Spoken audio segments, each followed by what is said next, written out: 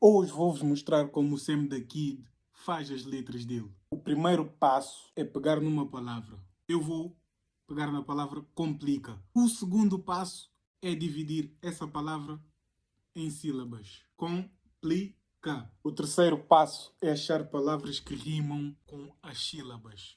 Com, tom, dom, som, aplica, implica, abdica, fica, pita, comida. E o quarto passo é escrever um texto com as palavras que vos inspiram mais. Vai dar algo tipo assim: a vida só complica para quem implica, então tu aplica e não abdica daquilo que dá-te vida. Tu vai mudar de vida a função que é devida à ação, é concebida, uma afaste da lastima, então estima-te. Já estou a parecer-me daqui, pá. Mas experimentem em casa, vão treinando isso e vão ver que com o tempo vão apanhar a pata, vão começar a fazer grandes testes.